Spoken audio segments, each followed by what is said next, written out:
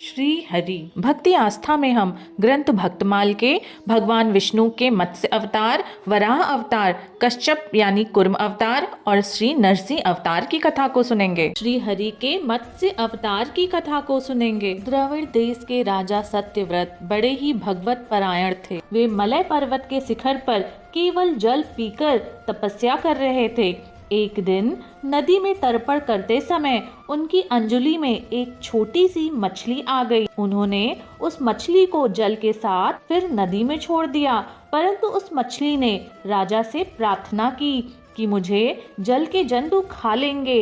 हे राजन, आप मेरे प्राणों की रक्षा कीजिए। राजन ने उसे जल पात्र में डाल दिया। जल पात्र में वो इतनी बढ़ी कि कमंडलों में स्थान न रहा। तब राजा ने उसे एक बड़े मटके में रख दिया। मटके में वो 2 घड़ी में 3 हाथ की हो गई। राजा ने उसे एक बड़े सरोवर में डाल दिया। थोड़ी ही देर में उसने महामत्स्य का आकार धारण कर लिया। तब राजा ने उसे समुद्र में छोड़ दिया। फिर मछली ने बड़ी करुणा से कहा, राजन, आप मुझे इसमें ना छोड़ें, कृपया मेरी रक्षा करें। तब राजा ने प्रश्न किया, मत्स्य रूप धारण करके मुझको मोहित करने वाले आप कौन हैं? अवश्य ही सर्वशक्तिमान अविनाशी अंतर्यामी श्री हरि हैं। तब भगवान ने प्रसन्न होकर कहा, आज से 7वें दिन तीनों लोग प्रलयकालीन समुद्र में डूब जाएंगे। तब मेरी प्रेरणा से एक बड़ी भारी नाव तुम्हारे पास आएगी। तुम उसमें समस्त प्राणियों के साथ सूक्ष्म शरीर को लेकर सप्त ऋषियों के समेत उस पर चढ़ जाना। श्री भगवान ने कहा, ब्रह्मा जी से वेदों की समस्त श्रुतियां प्रकट हुई थीं, जिसे हयग्रीव नामक दैत्य ने चुरा लिया था। यह कहकर भगवान अंतर ध्यान हो गए। प्रलय काल में वैसा ही हुआ जैसा भगवान ने कहा था। भगवान स्वयं मत्स्य अवतार में प्रकट हुए। उनका शरीर सोने के समान दीप्तिमान था। शरीर में एक बड़ी भारी सींग थी। प्रलय काल में वह नाव वासुकी नाग से भगवान के सींग में बांध दी गई। सत्यव्रत जी ने भगवान की स्तुति की। भगवान ने प्रसन्न होकर अपने स्वरूप का संपूर्ण परम रहस्य और ब्रह्म तत्व का उपदेश दिया, जो कि मत्स्य पुराण में वर्णित है। ब्रह्मा जी की नींद टूटने पर भगवान हरि ने राक्षस हयग्रीव को मारकर वेदों की समस्त श्रुतियां ब्रह्मा जी को लौटा दी। श्री विष्णु जी के वराह अवतार की कथा को सुनेंगे। श्री ब्रह्मा जी से सृष्टि के क्रम प्रारंभ करने की आज्ञा को पाकर स्वयंभू मनु जी ने पृथ्वी को प्रलय काल में डूबा हुआ देखकर उनसे प्रार्थना की कि आप मेरे और मेरी प्रजा के रहने के लिए पृथ्वी के उद्धार का प्रयत्न कीजिए। श्री ब्रह्मा जी पृथ्वी को रसातल में डूबा हुआ देखकर सर्वशक्तिमान श्री हरि की शरण में गए। विचार करते हुए उसी समय ब्रह्मा जी की नासिका से अंगुष्ठ प्रमाण एक वराह बाहर निकल पड़ा और वे क्षण भर में पर्वताकार विशाल रूप होकर गरजने लगा। भगवान का यह वराह वेश बड़े ही वेग से आकाश में उछला। उनका शरीर बड़ा कठोर था। कड़े बाल थे, सफेद दाढ़ी और नेत्रों से तेज निकल रहा था। उनकी दाढ़ें अति कर्कश थीं। फिर उन्होंने वज्रमय पर्वत के समान कठोर कलेवर से जल में प्रवेश किया। श्री वराह जी ने जल में प्रवेश करके रसातल में समस्त जीवों की आश्रयभूता पृथ्वी को देखा। उन्होंने अपनी दाढ़ों पे रख के पृथ्वी को बाहर निकाला। जल से बाहर निकलते समय वराह भगवान के मार्ग में विघ्न डालने के लिए महापराक्रमी हिरण्याक्ष ने जल के भीतर ही उन पर गदा से प्रहार करते हुए आक्रमण कर दिया। भगवान ने लीला पूर्वक हिरण्याक्ष को मार डाला और अपने श्वेत दाढ़ों पर पृथ्वी को धारण किए जल से बाहर निकले।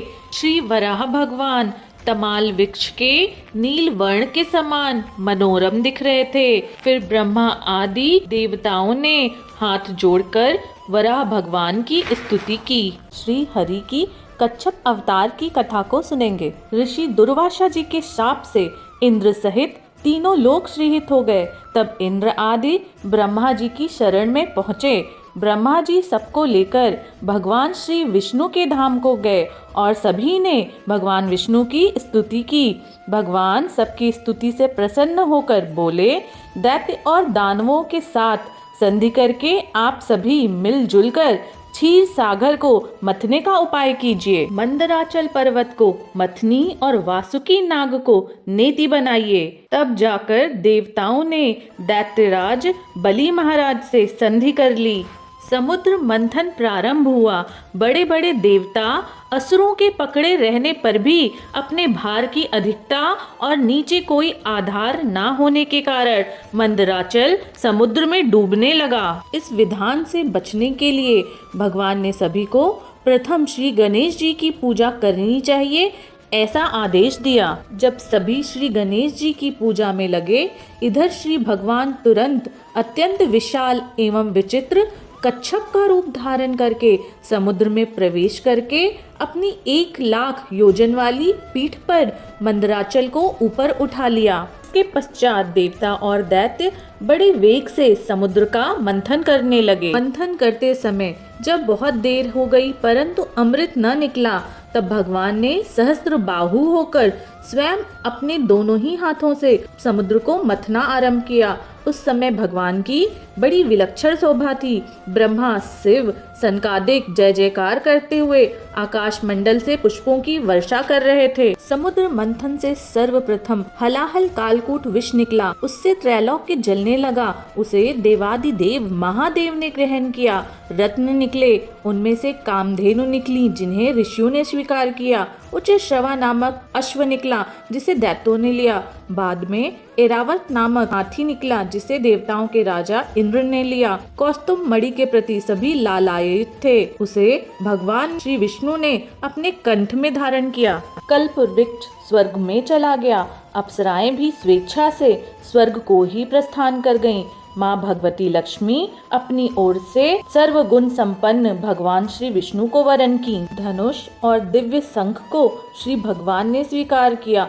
अंत में अमृत कलश हाथ में लिए हुए प्रकट हुए धन्वंतरी जी महाराज। जब दैत्यों ने अमृत कलश छीन लिया, देवता उदास हो गए। तब भगवान ने मोहिनी का स्वरूप धारण कर दैत्यों को मोहित करने के लिए अमृत कलश उनसे लेकर देवताओं को पिला दिया। इस प्रकार देवताओं ने अमृत पी ही लिया। श्री भगवान के आश्रय स्वरूप इस बार के संग्राम में जीत देवताओं की ही हुई। श्री भगवान विष्णु के नरसिंह अवतार की कथा को सुनेंगे। जब भगवान वराह ने हिरण्याक्ष का वध करके पृथ्वी को अपने दाढ़ों से समुद्र के अंदर से निकाला था, हिरण्याक्ष के वध के पश्चात उसकी माता, पत्नी और उसका भाई हिरण्यकश्यपु समस्त परिवार बड़ा दुखी था। दैत्यराज हिरण्यकश्यपु ने समझा बुझाकर सबको शांत किया, परंतु स्वयं शांत नहीं हुआ।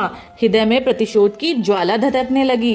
फिर उसने निश्चय करके मंदराचल पर्वत की घाटी में घोर तप किया। तपस्या से प्रसन्न होकर ब्रह्मा जी ने उससे वरदान मांगने को कहा। उसने कहा कि मैं चाहता हूँ कि आपके बनाए हुए किसी भी प्राणी से मेरी मृत्यु ना हो। भीतर बाहर दिन रात किसी अस्त्र शस्त्र पृथ्वी या आकाश कहीं भी मेरी मृत्यु ना हो। युद्ध में कोई भी मेरा सामना ना कर सके और मैं समस्त प्राणियों का एक छत्र सम्राट बनूं। ब्रह्मा जी ने एवमस्तु कहकर उसे सभी वरदान दिए। वर प्राप्त करके संपूर्ण दिशाओं को अपने वशीभूत कर लिया। तपस्वी, व्रती, यज्ञ करने वाले सभी साधु संतों को उसने राक्षसों को आदेश दिया, उन सबको मार डालो, क्योंकि ये सभी विष्णु की जड़ हैं और धर्म का परम आश्रय। जब वो त्रैलोक्य में धर्म का नाश कर रहा था, वहीं हिरण्यकश्यप का पुत्र प्रहलाद, भक्त प्रहलाद, वह जन्म से ही श्री विष्णु के भगवत भक्त थे। भक्त प्रहलाद 5 वर्ष की आयु में उस समय अपने पिता को भगवत भक्ति का पाठ सुना रहे थे। अपने ही पुत्र को भगवान विष्णु का भक्त जानकर उसने यह निश्चय कर लिया कि यह तो मेरा शत्रु है जो पुत्र रूप से प्रकट हुआ है। अतः उसने अपने पुत्र को मार डालने की आज्ञा दी। दैत्यों के सब प्रयोग व्यर्थ हुए।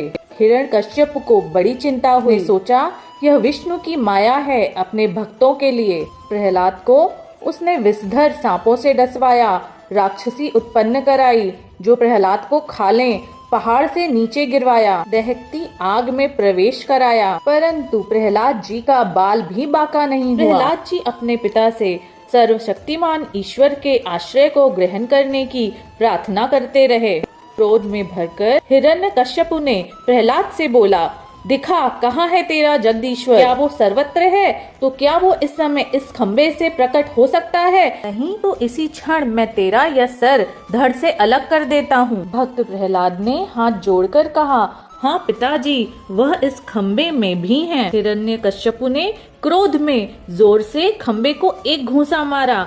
उसी समय बड़ा भारी शब्द हुआ। उसने घड़बड़ा कर देखा कि वह शब्द करने वाला कोई और नहीं, खम्बे से निकले हुए एक अद्भुत प्राणी है और वह थे साक्षात नरसिंह भगवान। भगवान की सिंह जैसी अलौकिक आकृति देख वह इस उधेड़ बुन में लगा ही हुआ था कि यह कौन है। भगवान ने उच्च स्वर से प्रचंड भयंकर अट्टहास करके उसी संध्या के समय अपनी जांघों पे रखकर अपनी नखों से उसके पेट को चीरकर उसी क्षण उसे मार डाला और भक्त प्रहलाद की रक्षा की। माँ लक्ष्मी समेत सभी देवताओं, ऋषियों, मुनिगणों, ब्रह्मा जी समेत शिव जी ने भगवान की स्तुति की।